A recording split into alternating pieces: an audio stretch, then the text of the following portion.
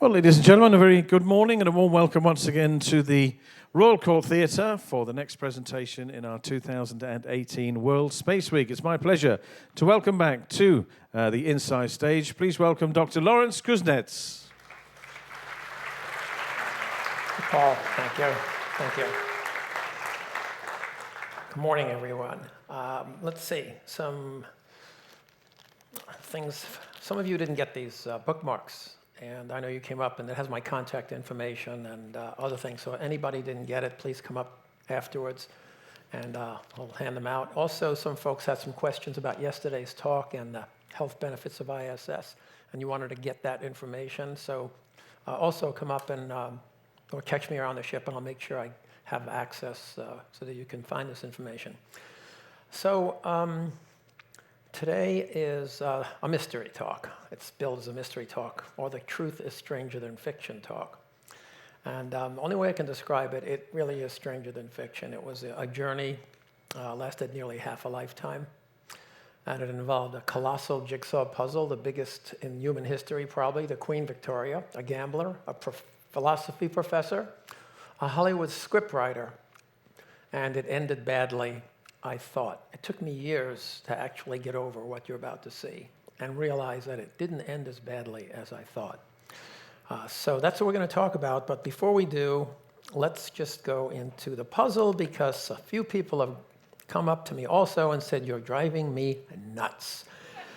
I'm walking up and back and I don't see anything. What am I supposed to see?" So just by way of review, here's the ship, and it's proceeding at something like 20 knots, and you're walking forward, and therefore your speed relative to the sea is 22. And then you turn around and you go back, or you just go the other way. You don't have to actually circumnavigate the ship. You just go back and then walk this way. And then your speed relative to the sea when you go backwards should be 18 miles an hour. So this tells you something about what you should see when you look out at the sea. And if you do, you will see this.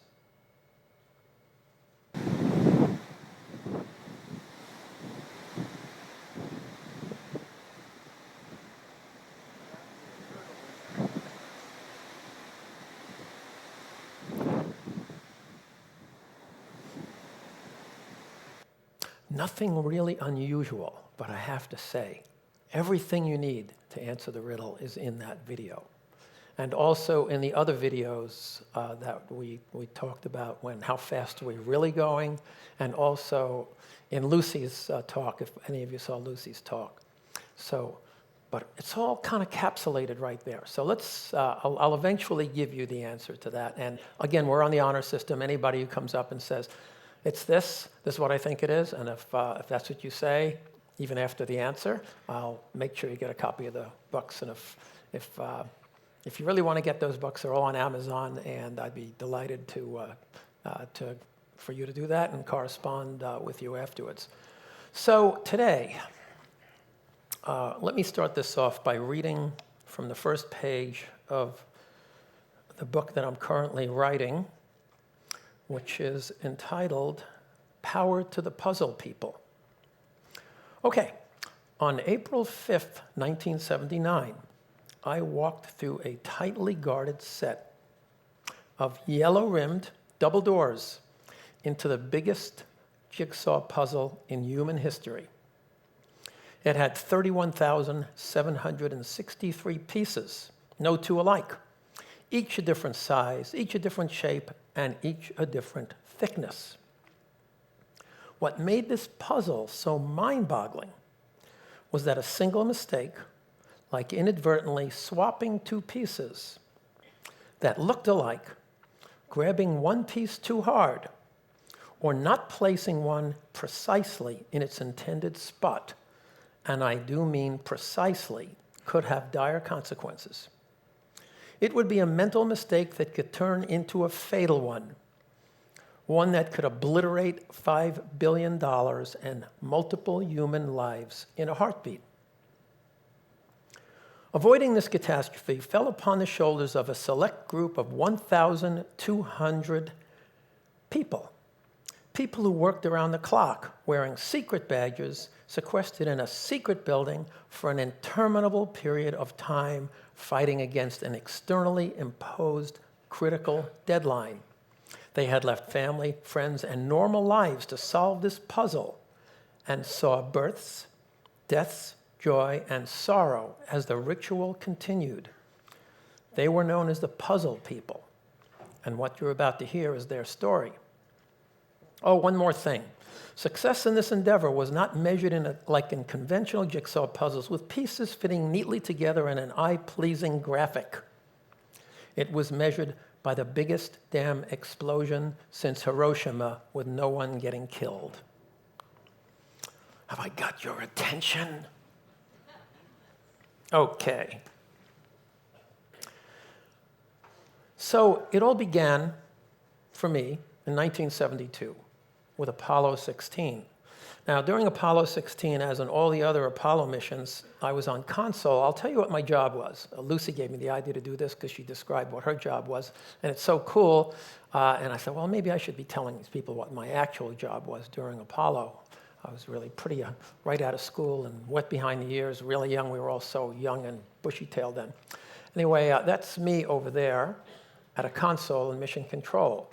And that's Neil Armstrong and everybody that followed in his shoes on the surface of the moon. And he wore something called a bioharness. And the bioharness captured his EKG. It captured his liquid cool garment data, which was essential for keeping him cool or warm under very, very severe conditions. It captured the oxygen bottle use, oxygen use. It captured the what we call lithium hydroxide, the ability to scrub the CO2 out of the gas. Battery power, captured all these things. And all these things were transmitted directly from his spacesuit to the lunar module. And the lunar module then transmitted them across deep space, the deep space network to Earth. And from Earth, they piped in right into Houston into a little computer program that I had written, and many other people had written similar programs like this. And you see the punch cards. That's where it was in those days. Those are punch cards, right? And it was embedded in here, in this console. And there I was reading it. And that was my job, part of the metabolic assessment team. And it was the coolest job on Earth and beyond that you could imagine. So I want to show you some of the things, real time, what happened when I was on Apollo 16 watching John Young do this kind of thing and listening to his feedback.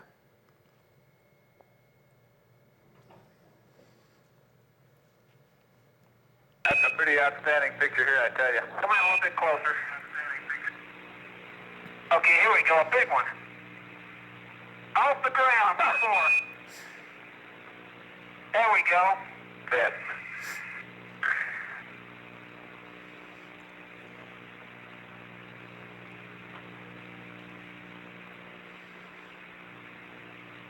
I like to see an Air Force salute, Charlie, but I don't think they salute the Air Force. Sure we do.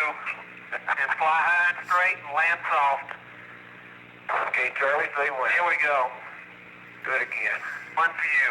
Okay, wait a minute, one more. This looks like a good time for some good news here. The House passed the space budget yesterday, $277 to $60, which includes a vote for the shuttle. Wonderful. Tony, again, I'll say it with that salute. I'm proud to be an American. I'll tell you, what a program. And what a place and what an experience. Yeah, and I'll say it too. So my country needs that shuttle mighty bad. Okay, so I heard this talk. First time I heard that. The country needs this shuttle real bad. So you imagine I'm sitting on console monitoring data from astronauts on the moon, and we're talking about going to Mars, and all of a sudden I hear this news report. The House passed the bill, passing the shuttle program. And I said, well, what's the shuttle? What's the shuttle? Nobody knew what the shuttle was. Well, it's going to go up, and it's going to go down, and it's going to up and down. It's going to bring things up, and it's going to take things down. And you can imagine that when you're sitting there doing what I had been doing, and you hear about this, you say, well, I don't understand. What is that all about? We should be going more to the moon. We should be going to Mars. We should be going beyond. That's what we're doing. And so that was my thought at the time. But little did I know that within a year, I ended up here. Once the problems were discovered, Rockwell had to retest all of the tiles, take off thousands of them that failed, make new ones, reapply them, and test them. All of this was very costly and time-consuming. The tiles became the main cause of launch delay. In an effort to make up for some of the lost time, work went on virtually around the clock. Last July, NASA tile supervisor Larry Kuznets described the overwhelming task before him. Well, basically, we've got a giant jigsaw puzzle. Every piece is different. Every piece has a different history. It's like a giant beehive, and everybody has to know what the other person is doing. The enormity of the problem is obvious. It's kind of like Michelangelo doing the Sistine Chapel while being blind, and only with 1,200 people, and we got to keep them out of each other's way. Who the hell was the engineer on this? For the fragile tiles, there seems to be an infinite variety of potential problems. He didn't even put his name. Grove, J. Grove. Yeah, he signed it back here. So, yeah, I'll have to take this one back to him because hairline cracks are not acceptable on a black tile. You can see it here. Turns out there are acceptable cracks and unacceptable cracks, depending on the thickness of the tile. This particular crack would not be acceptable if that tile was thinner than 1.6 inches. That's correct. We would have to institute a special repair, which is tough on a black tile. Yeah. So 1,200 people, 31,763 tiles, all of them different. Incredibly challenging job, the most incredibly challenging job. And when you do a job like that, and nobody thinks it's going to work, of course, it's like your football team being talked about in the newspapers as not having a chance to succeed against the more powerful football team. And that's how it was. We were like at the end of the whip. We were getting it from everybody, from the media, from the 6 different management groups. And this group bonded together and eventually accomplished this remarkable thing. And there were some perks, and one of the perks is right here. Speak on this? Be honest now.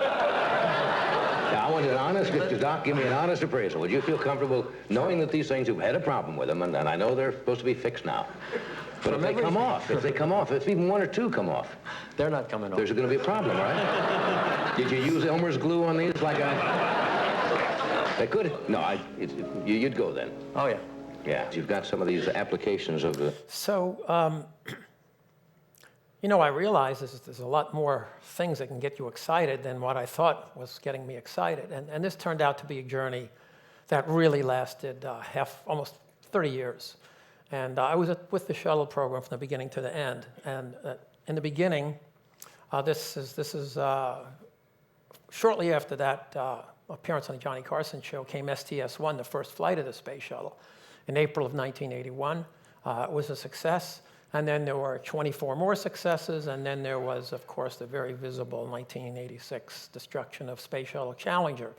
And I think I mentioned the other day, when these things happen, the world comes to a stop. Your life comes to a stop. Everything changes. You've got to figure out what happened. There are counselors to counsel the people who are affected by this. And it's really an unusual work environment when that happens. And then we got back to flying. And we then proceeded to use the space shuttle to fix the incredible Hubble Space Telescope, which is still operating, and visit it and replenish it many times, all using the space shuttle. And then the emphasis changed to building the International Space Station, and I went through that yesterday. That took about 10 years to build it. It was incredible, and right smack in the middle of it was another disaster. 107th flight, STS-107. In 2003, and of course I knew some of these people, and that really shakes you up. But eventually you get back to business. And then in 2004, President Bush made an announcement. He said, we are now going to go to the moon and Mars.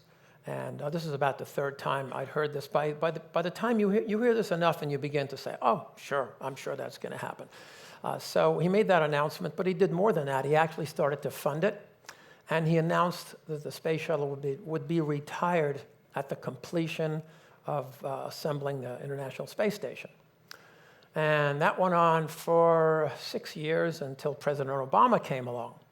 And President Obama promptly canceled that program. And again, when you work at NASA long enough, you see programs come and programs go, and programs come and programs go. And he canceled Project Constellation to the Moon and Mars. It was too expensive. It was too over budget. It wasn't the right thing to do. We needed to get the private sector involved. A whole bunch of other things. And he formalized the end of the space shuttle, officially retiring it after its last flight. And that's when I first came across the acronym, maybe I even invented it, called IBG-YBG, which stands for I'll be gone, you'll be gone, so whatever I do, I'm not going to pay the penalty of it. It's just too bad. I'll be long gone when the consequences of this really happen, which are happening today, of course, because America has no way to get an American astronaut into space years later, 8 years later, and we still don't. And, but the real bottom line of this was I was out of a job because I was being funded by Project Constellation. So there's no more money to pay me. I'm out of a job. I packed my bags. I went home. What am I going to do? I started sailing on ships, which turned out to be one of the best things I've ever done to talk to people like you. Incredible, fulfilling kind of thing that I do to be able to interact with everybody. But in that process, I stood by and I watched the very last flight. And first I watched in February 2011 because I left in late 2010. So in February of 2011, I watched the space shuttle's complete ISS. Every time you look up in the sky or hear about ISS, you cannot help but think of the space shuttle because that's what built it. And then the very last flight was this extremely iconic photo. I'd never seen anything like this before. It's the very last flight of a space shuttle plunging to Earth as taken from the International Space Station. And you get a consequence of what those tiles had to do when you see a photo like this. Here's this plunge, and you're talking about 2,000 degrees heating up, and you're looking out the windows, and this plasma gas is going by. And, it's incredible that something so fragile on the surface could do the job it did. And so that was very iconic. So then very shortly thereafter, this photo made the rounds, was in the paper, and I happened to be visiting a friend in Laguna Beach, California. And I've known this friend for some time. We met on a ship, just like this. And during that meeting, I met his wife, Rosalie, first. And Rosalie said, "Oh, you have to meet my husband, Alan. He's really interesting, and he's got all these great ideas, and I think you guys would get along great. But where is he?" "Well, he's in the bathroom vomiting because he ate a pizza. And he also is a hypochondriac. Everything about him that he eats, he thinks something's wrong. And by the way, when you meet him, you'll find out, he'll talk to you. He's a master of the universe kind of guy.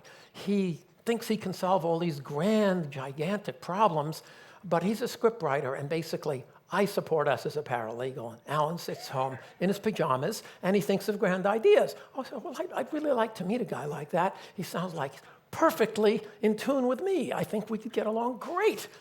And so on this particular day, after the fact, I had met Alan, and they kept inviting me to their home. And one of these days, I went to Laguna Beach, and I sat down with Alan. We were both wearing bathrobes. It was the morning. There was coffee. And he comes across the photo, and he says, "Hey, what's with this?" I said, "Well, it's the end of the shuttle program. That's why I'm here and not working." "Yeah, but why is it being retired?" And I said, "Well, that's a question that other people have to answer, not me." And then he said, wait a minute. It doesn't belong to them. Am I right about this? Doesn't it belong to the American people? I said, yeah, you're right. And he goes, "How much did it cost to build one of these?" I said, "Well, it's about $5 billion. And what are they doing with them?" "Well, they're selling them to museums." "And how much are they selling them for?" Well, I knew all these statistics, sort of, it's kind of what I do. I said, $21 million. He says, "So let me understand, the American public paid $5 billion each, and the government, NASA, is selling them for $5 million, and they're retiring it, and how many flights did each one make?" "About 25. "And how many were they supposed to make?" Well, they were certified to make 100. And so each one of them only flew about a quarter of their certification time. Yes. And he looks at me and he says, "That's criminal. We should do something about it." And I look at him and I say, "What's this we, Sherlock? Do you have any idea what kind of bureaucracy you're talking about and the kinds of people and all the stuff that's needed to make decisions like this or to undecide? Do you have any idea?" He said, "No, I don't care. This does not belong to them. This belongs to us. And we really should not let this happen. This is criminal." And then I kept saying, oh yeah, sure, right, Alan, I couldn't agree more with you, but I'm not the one. And then he does this. He goes, "Let me pose a hypothetical. If you wanted to do something like this, what is the first thing you would do? Just humor me, the very first thing you would do." And I sat there and I thought, and I was trying to humor him, and I said, "Alan, you know, the first thing I would do is PowerPoint. I would put a PowerPoint pitch together. Well, let's do it." So I go and I say to him, "Okay, we're sitting here. I'm your guest. The Pacific Ocean is out there. It's a beautiful day. We're having coffee. Why not put a PowerPoint pitch together?" And you are looking at it. Slide 1, most important of any PowerPoint pitch. Shuttles Unleashed, the STS-136 project. Now, where did that name come from? The name came from the fact that there were 135 shuttle flights. It was now retired. We were going to resurrect it and do 136. That's where it came from. And here are some bylines that you throw in there from Goethe. First, boldness has genius, power, and magic in it. And here is a message from Chris Ferguson, the last commander of Atlantis in the last flight. "Let's light this fire one more time and witness this great nation at its best." So you've got the bang of the first slide there, right? And then from there, last flight of the space shuttle or not. Here you go. Here's what we thought. Here's what I decided I would couch this in. First flight of a privatized space shuttle. Key word, privatized space shuttle. And then I'm not going to get you through all of this. I'll try to summarize it, but we had a fun morning kind of establishing the goals, reestablish preeminence, secure access to the International Space Station, the shortest time frame, give America a competitive player in the $168 billion a year commercial satellite business, create jobs, continue to save the Hubble Space Telescope, enhance education, employee ownership of a privatized shuttle, eliminate inefficiencies in operating a government program, unleash the vast, but it goes on and on and on. And then here's the bottom one. This is the one that you had to put in because, after all, this entire thing was a joke. So you have to have a punchline. And what's the punchline? Do all of this without spending a single penny of taxpayer or government money. That's the punchline. Of course, everybody would watch that and listen to that, but that was the punchline. And then we went to this one. Why save the shuttle? Well, it's been flying for 30 years. We know how its limitations, and it works. It employs skilled people. It reduces reliance on the Russians.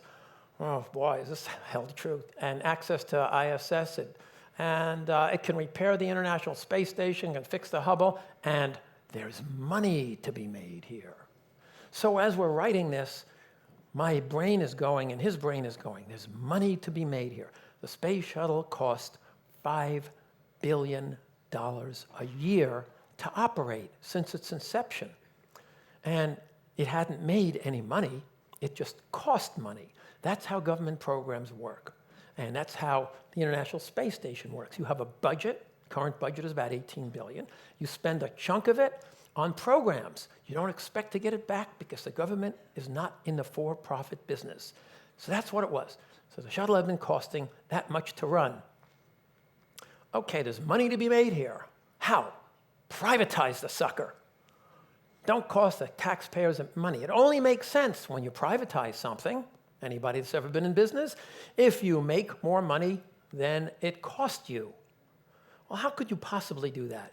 The shuttle's been flying since 1981. It had not done that. People had tried or thought about doing it. How are you going to do it, Alan and Larry? How are you going to do that, you clowns? And so we just started throwing numbers out, or I started throwing numbers out. Well, if you were to begin doing this, what would the cost be?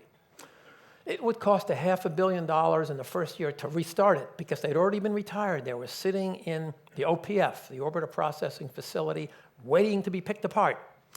And it would cost $2.5 billion in the second year.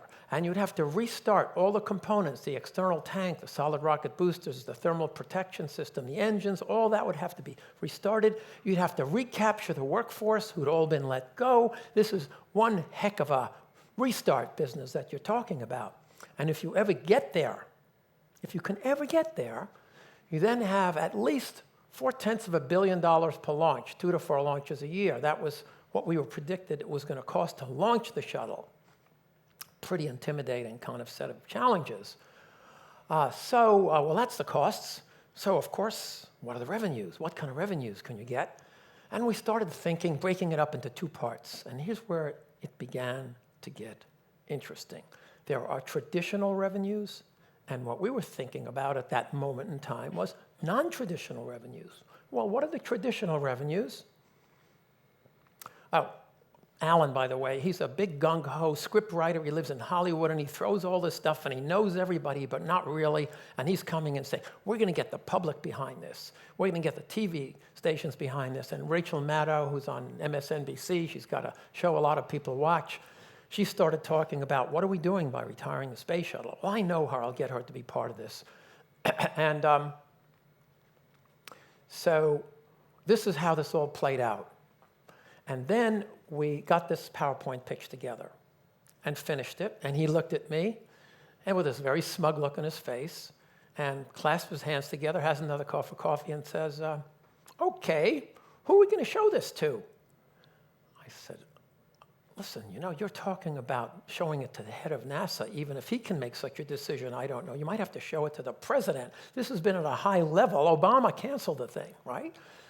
And no, you must know somebody we can at least talk to. And I scratched my brain. And it turns out a former roommate of mine when I first started at NASA was the number 2 guy at the Johnson Space Center. And he was very approachable. Randy Stone was a good friend. We'd maintained contact over the year. And I said, I'll give Randy a call. And I give him a call, and I start explaining this.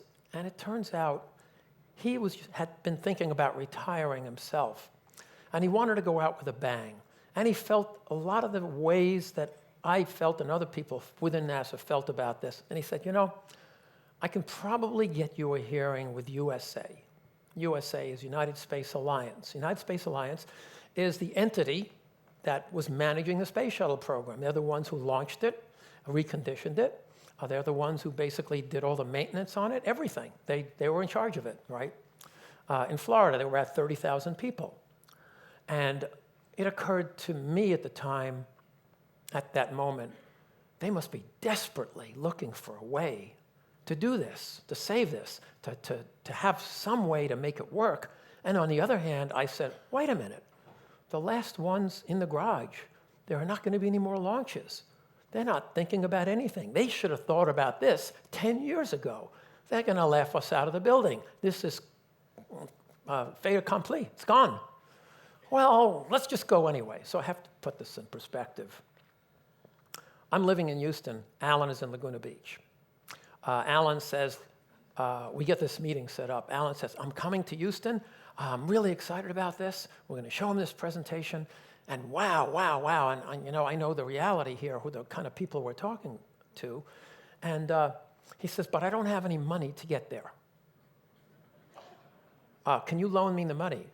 I said, are you crazy? He said, yeah, Rosalie refuses to give me car fare to get to Houston or flight fare because she thinks of all the crazy things that I've done in my life, this is the peak of it. So she's not giving me any money, and I depend on her for an allowance.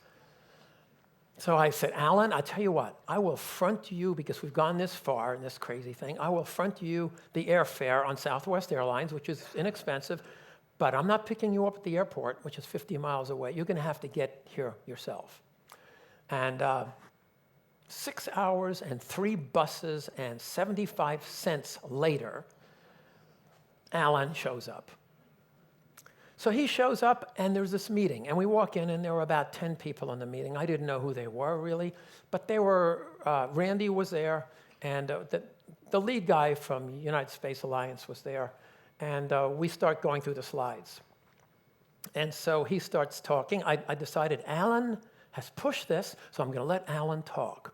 So Alan starts talking, and we're going to need about $4 billion to do this, and this is how we're going to do it. We're going to have traditional income streams, and we're going to have non-traditional income streams. And this was all in the PowerPoint pitch that we had prepared before. And some of the traditional ones, scientific payloads and experiments that NASA needs to pay for, commercial satellites. And I'll bring this up because after the Challenger accident in 1986, President Reagan declared the space shuttle would not be used for commercial payloads.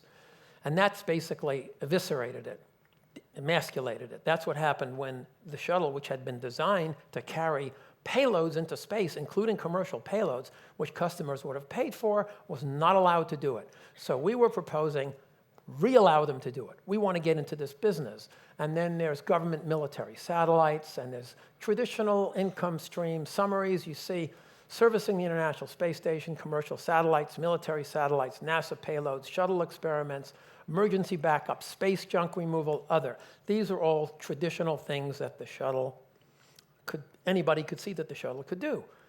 But then we started to look out of the box. And that's the difference between the prior proposals that had come along and what we were actually proposing. Non-traditional revenue streams, paying passengers, space tourists. 7 people had already paid between $25 and $40 million each to take a ride on the cramped Russian Soyuz. By the way, the price is up to $60 million. An American astronaut flying to the International Space Station, most of which the money and hardware came from NASA, has to pay $60 million for that seat. So, well, if they're going to pay that much, why not throw the doors open? There are billionaires out there, at last count, over 2,000 back then. How much would they pay for a year's worth of astronaut training, a ride on the space shuttle, 2 weeks aboard ISS, and an equity position in the STS-136 project to boot, right? How much would they pay? And then how about naming rights? Plaster a big Google on the side of the space shuttle and get them to pay a ton of money. We do it with all our stadiums. Why not? How about media communications? Lots of media communications would pay to have satellites and interest and communication bands and all this stuff working through the space shuttle. Sponsorships based on the Olympic model.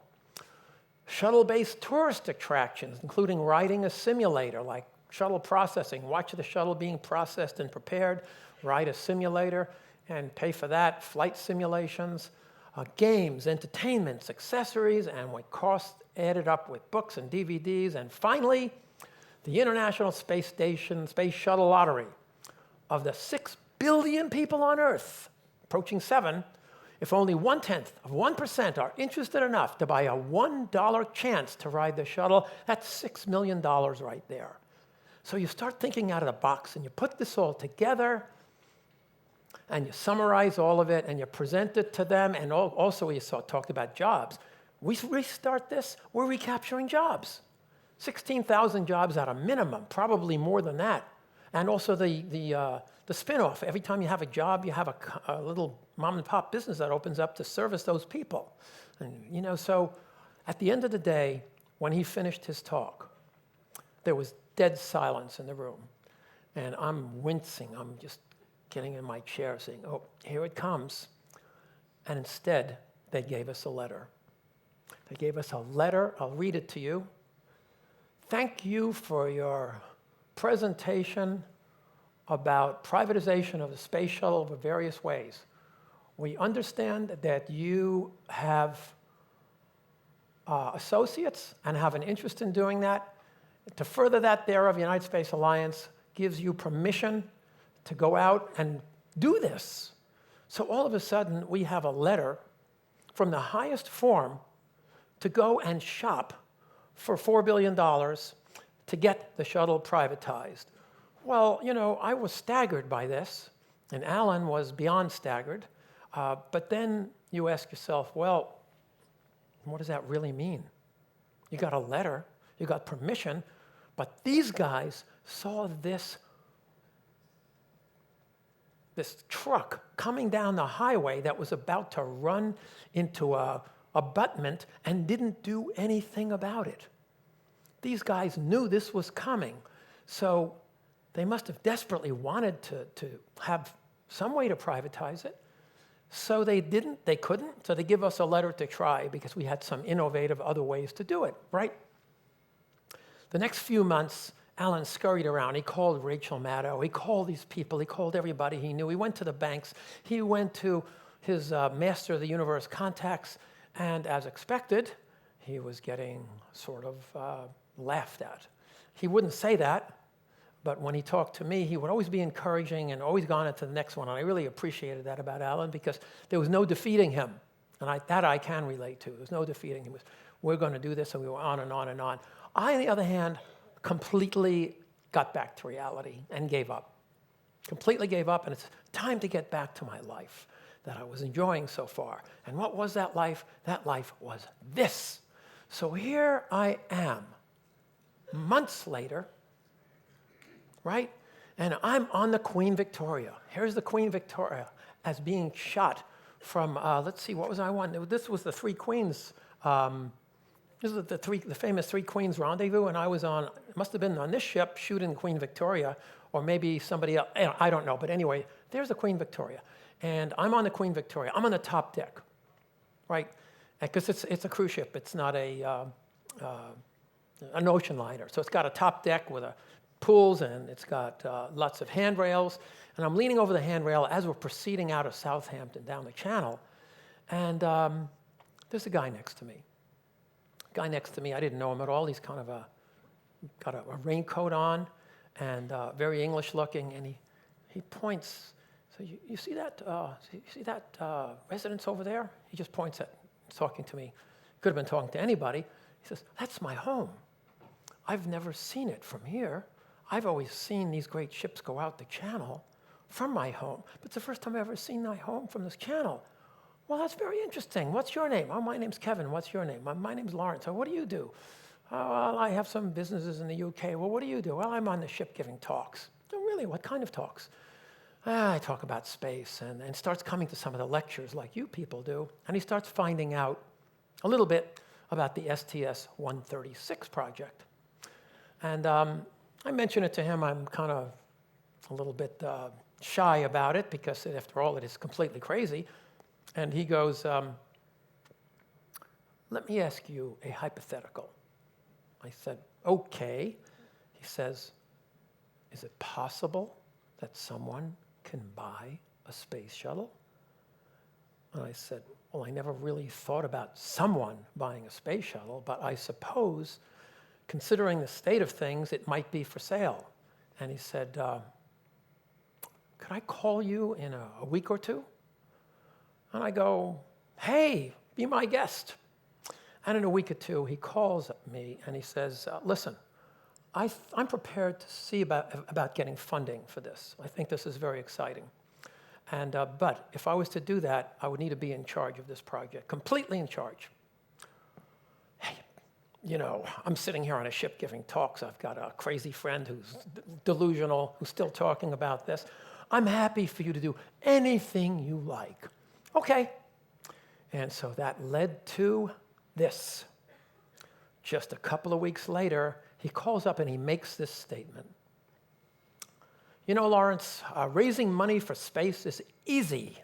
It's the ultimate boy's toy.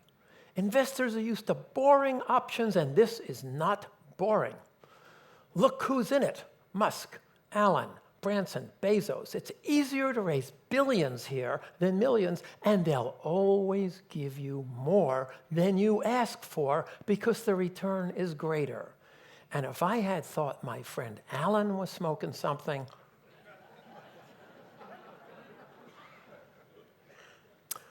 but that began Act 4 of this play, Pedal to the Metal. And in Pedal to the Metal, we had a moratorium on anybody knowing about this. The first thing Kevin did, nobody must know we're doing this. So we had a moratorium. You're looking at an article that came out at the end of it. What did he do? The first thing he did, he fired Alan. We cannot have this guy, this bull in a china shop, running around. He's got to go. And of course, there was a lot of pushback on that. The next thing he did, he put a moratorium on publicity. He went to United Space Alliance with some of his accountant people and went through their books. He sought private investment capital, and he tasked everybody to write a business plan. And you're looking at the first page of the business plan. Commercial shuttle venture, confidential executive summary. Our venture is a single objective: reinstate the space shuttle as America's people and payload delivery vehicle of choice. And then financials. And we looked at these financials, and we were very conservative. We looked at all the income streams that we could get. We're only going to fill the payload bay of 65,000-pound capacity to about a third. Really, 35% capacity. That's what we were going to use. And we started looking at what's out there and what kind of commercial ventures are there and what's this business about. And when we did this, we were looking at conservatively a $314 million profit within 3 years. And so, of course, it came down to, well, is anybody going to believe that? Well, the first big break was Kevin walks in the door one day and gives me a call, and this is only a matter of weeks. And who in their right mind would believe this? I've raised $3.8 billion from venture capital. Our financing groups have the business plan. These commitments are verifiable and genuine. When somebody tells you that they've got almost $4 billion in the bank ready to do this, you suddenly wake up and start listening seriously. And the second big break came when the astronauts started to chime in. They were not happy about this at all. And as luck would have it, and there was a lot of luck involved here, I had just finished hosting a ceremony for Neil Armstrong and Buzz Aldrin, you see here. And this ceremony involved the rooms that they stayed in and the building that they stayed in when they came back from the moon. They were under quarantine. And you know about this, Sue. That's Alan Bean's wife over here. Alan Bean was in Apollo 12. Her husband was in the same quarantine as Neil and Buzz. And so they started saying things and wanting to talk to Congress. And so Neil said proposals exist for continuing to fly the shuttle under commercial contract. They should be carefully evaluated prior to allowing them to be rendered not flight worthy. And this is Neil. This is Neil. If you see the film, you'll understand. Neil was a quiet guy. He didn't like to call attention to himself. He basically stood in the background and he said, this is worthy, but I'm not going to sit here and say they should get the contract as opposed to them, because that would show favoritism and alignment to me. I don't want to do that. I just want to say this is out there to Congress. But Gene Cernan, last man on the moon, was not as, humble's not the right word, not as conservative as Neil, and he went a little further.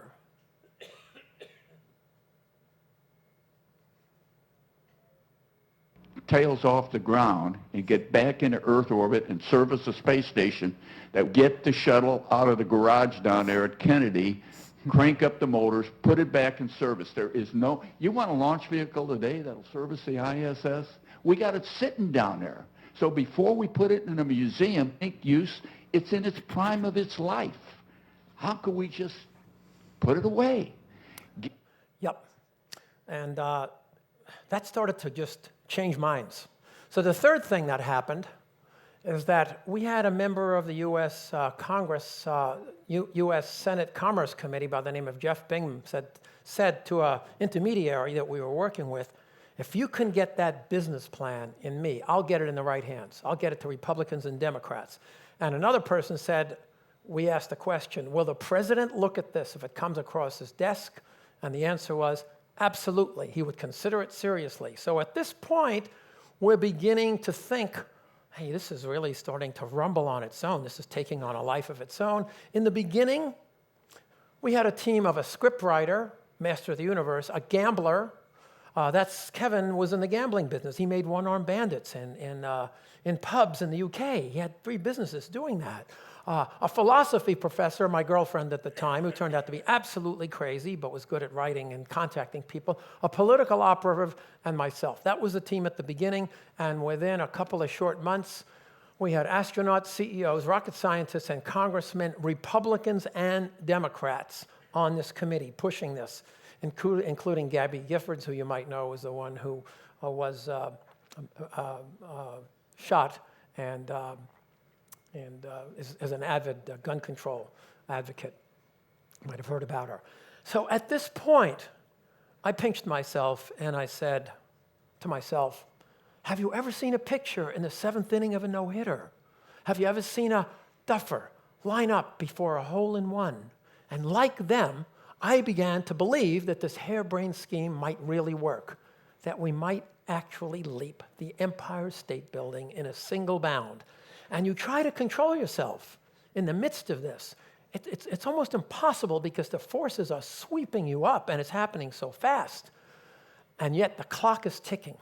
The shuttles were in the OPF waiting to be picked apart. The clock is ticking.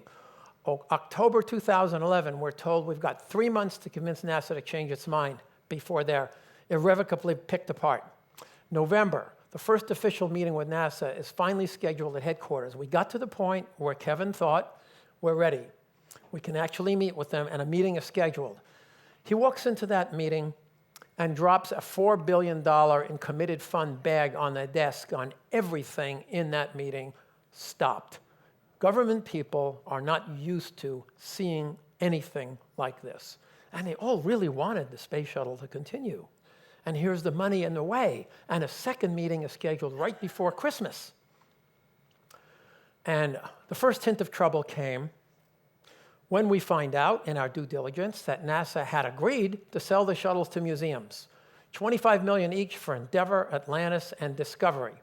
So what do? We counter. We say, we'll give you your $25 million back with interest. We'll only want to borrow your space shuttle for 3 years, long enough to show this can work. We'll return them to you. We'll pay all costs of transferring back and forth, and we'll pay for a fancy building to house and display and exhibit them. That's what we're offering to you. And this is American, and you should do this. And the answer that came back, upon hearing it, the California Science Museum notified NASA they'd been approached by terrorists trying to steal the space shuttle. So, then on December 21st, 2011 came the shocking and sudden end of this all. It happened from the shuttle program manager, Bill Gerstenmaier. He was responsible for retiring the shuttles. He had managed the shuttles, but he was also responsible for the shuttle successor. He had a lot of conflicts of interest. And what he said is, had you come a year or even months earlier, this could have worked. But the NASA Authorization Act of 2010 has been passed into law and mandates that SLS be built and use all available shuttle assets, making them unavailable. What's SLS? This is SLS, the shuttle launch system. It's under construction right now. It should have been flying years ago. That's who we were competing against. They needed the parts. They needed parts of this. And you can see the similarities. There are the solid rocket boosters. The engines down here are the same as the engine of the shuttle. They needed these parts. But questions remained. Laws are passed and rescinded all the time. The space shuttle and SLS are very different. We could have done everything we needed to do before this needed any of these parts. So we knew all of that. So there are a lot of questions that came up. And SLS is a monster rocket, as you can see. Let me just show you a quick run-through of it. If it flies, it's going to be able to take massive payloads to the moon and to Mars, and this is what it looks like.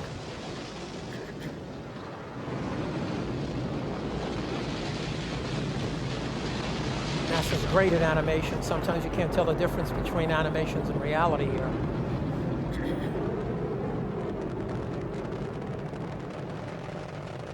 So this will be the biggest rocket ever built. It'll be bigger than the Saturn V, and nobody really knows what it's going to do yet. There are arguments constantly about what it's going to do. Meanwhile, keep in mind, it's not reusable, it's very expensive, and it's years behind schedule and over budget. Meanwhile, while all this is going on, when this happened, this was a very bitter pill to swallow. So Americans still don't have a way to reach orbit. We're still paying Russians to get astronauts there. We would have been profitable by 2014, returned all the assets. And so you ask yourself, did any good? This is really deflating when this happened because we were so close and we were all crushed. And so as time went on, I've asked myself, did any good come of this?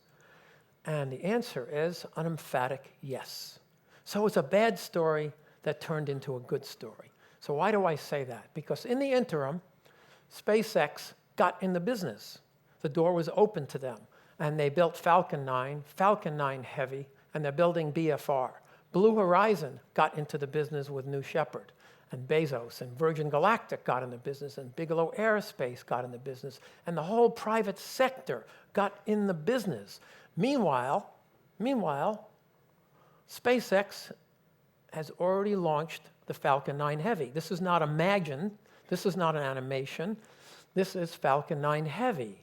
This is a very large ship, not as big as a Saturn V.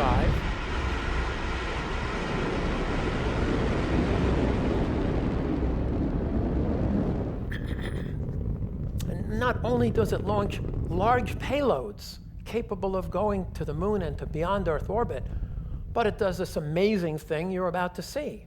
Who would have thought? Certainly NASA couldn't have done this, but this is, this is what happens when you have a genius in today's world who knows how to get things done and doesn't have a bureaucracy to deal with. I mean, it's like, when this whole stuff started with SpaceX, I dismissed it as impossible. Because when you're working for NASA, what happens is you begin to have this, it's only made here, it's the only way that works. Nothing else except what you do really works. So this is what goes on. SpaceX does stuff like fully reusable. This is a gigantic number of engines and core stages, almost as big as SLS, reduced cost, fast-track environments. First flight we have already had. Humans to Mars, he's saying by 2025, and it evolves to a 100-passenger mass transport system to Mars. Sounds like fantasy, but it's Elon Musk. He's done these kinds of things. He's in the process of building these and demonstrating that this all can be done. So in retrospect, had we succeeded, we would have a flying space shuttle. It would be flying at a profit. We wouldn't depend on the Russians. We would be a business in operation today. On the minus side, SpaceX might have never succeeded. The door might not have been open. Boeing Starliner, our competitor, might not be in the mix. The entire private sector may have been set back by years. These are the things that could have happened had we succeeded. So it's a negative and a positive, and it's kind of just from somebody sitting in a console putting tiles on a space shuttle. It's a pretty wild ride. And so to finish it off in tribute, powered up for the last time before they were taken apart.